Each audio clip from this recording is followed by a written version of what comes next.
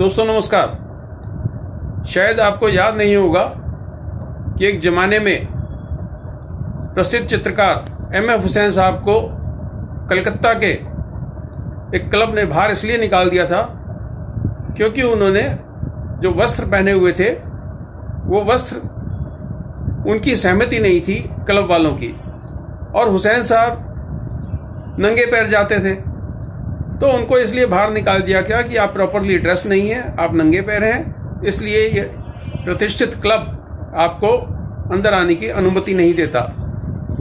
आपको शायद ये भी ध्यान होगा कि हुसैन साहब राज्यसभा के मेंबर रहे और वो राज्यसभा में भी बगैर चप्पल या बगैर जूता पहने जाते थे। ये चर्चा इस बात की यहाँ इसलिए कर रहा हूँ कि महामारी ने पोल खोल दी सस्टेनेबल आर्किटेक्चर की, ECBC की, स्मार्ट सिटीज की, और वो सारी परंपराओं की जो विदेशियों ने हमारे ऊपर ला दी, हमारे आर्किटेक्चर कॉलेज के ऊपर ला दी। उन्होंने भाषा की बात नहीं की, भेष की बात नहीं की, भोजन की बात नहीं की, भूमि की बात नहीं की, और वो सस्टेनेबल आर्किटेक्चर का वो ढोल पीटते रहे जिस ढोल के तहत उनको लाभ होता था, उन कंपनीज को लाभ होता था जो कंपनी सस्टेनेबल आर्किटेक्चर के नाम पे, स्मार्ट सिटी के नाम पे अपना महंगा मटेरियल, महंगे खिड़की दरवाजे, महंगी क्लैडिंग आर्किटेक्ट्स के थ्रू क्लाइंट्स को बेच सकें। वो जानते थे, सारे मल्टी स्टोरी नेशनल कंपनीज इस बात को जानती हैं कि ये सारा काम हम तभी कर सकते हैं जब हम नियमों में बदलाव करवा दें, और उन्होंने ECBC के तहत एक नया पाखंड रचा और यह तय करा दिया कि non industrial, non residential building के लिए ECBC का कंप्लायंस होना जरूरी है, और उसमें आर्किटेक्ट्स की सांठ-गांठ से ऐसे नियम कायदे पालन कराने के लिए मजबूर कर दिया कि ECBC कंप्लायंस का भी आपको एक प्रकार का नक्शा पास कराना होगा, जिसमें यह तय किया जाएगा कि कौन से खिड़की दरवाजे आपकी कितनी हीट इंसुलेशन करते हैं, या आपकी ठंडक को बाहर जाने से रोकते हैं या गर्मी को अंदर आने से रोकते हैं। ये क्या हुआ, अब जब महामारी फैली तो इस बात का मामला बिल्कुल स्पष्ट हो गया कि सेंट्रल एयर कंडीशनिंग सभी प्रकार के बैक्टीरिया, वायरस, कीटाणु, जीवाणु को फैलाने में सबसे ज्यादा सक्षम है।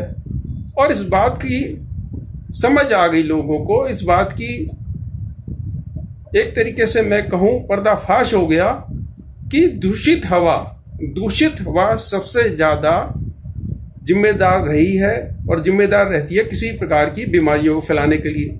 और जितने बड़े बड़े 5 सितारा अस्पताल हैं उसमें क्या है, उसमें सेंट्रल एयर कंडीशनिंग।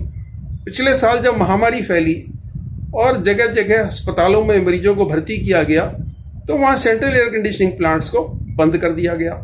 अब उनकी डिजाइनिंग, उनकी बिल्डिंग की रूपरेखा, उनकी परिकल्पना इस प्रकार की नहीं थी कि वहां सेंट्रल एयर कंडीशनिंग के बगैर गुजारा चलता। तो जो बेचारा महामारी का मरीज एक तरफ तो महामारी से परेशान था और दूसरी तरफ ताजी हवा ना मिलने के कारण, अच्छी हवा ना मिलने के कारण इन अस्पतालों में और ज्यादा बीमारियों का शिकार हुआ। अस्पताल के डॉक्टर्स के पास कोई ऐसा चारा नहीं था कि उन मरीजों को किसी प्रकार की ताजी हवा प्रदान कर सकें, क्योंकि अधिकतर अस्पतालों में खिड़कियों को सील कर दिया गया था। तो ये आर्किटेक्ट संप्रदाय को इस बात को अंडरस्टैंड करना पड़ेगा कि स्मार्ट सिटी के नाम पे, सस्टेनेबल आर्किटेक्चर के नाम पे, ECBC के नाम पे जो मल्टीनेशनल कंपनीज का पाखंड है, इसको खत्म करें। मैं COA सोशल की और विभिन्न आर्किटेक्चर संप्रदाय की तरह तरह की वेबिनार, सेमिनार्स को देखता हूं जिसमें वो बैठ के अंग्रेजी में तरह तरह की बातचीत करते हैं। फिर बात होती है लोगों को सेंसिटाइज करने की।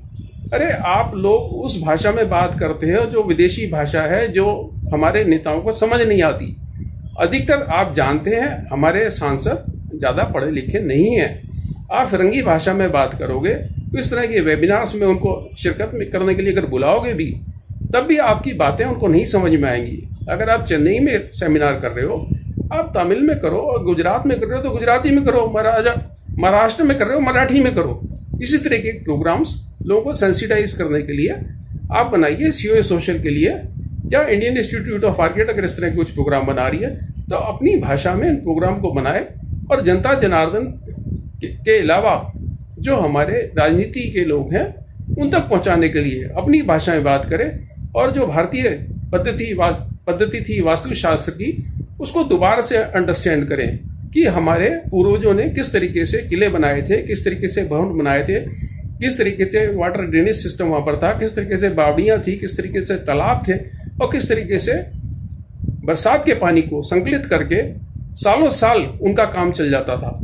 आज यमुना नदी की क्या हालत है, आपसे छिपी नहीं है।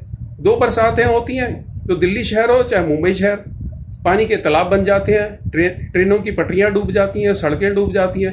तो ये कैसा सस्टेनेबल आर्किटेक्चर है?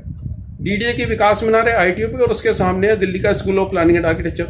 कितने ही साल लगातार थोड़ी सी बारिश होती है, school of planning and architecture के कंपाउंड में पूरी तरीके से पानी भर जाता है।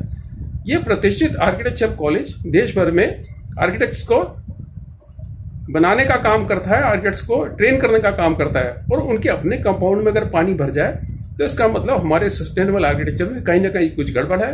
दोस्तों, इस पर विचार करें। नमस्कार, धन्यवाद।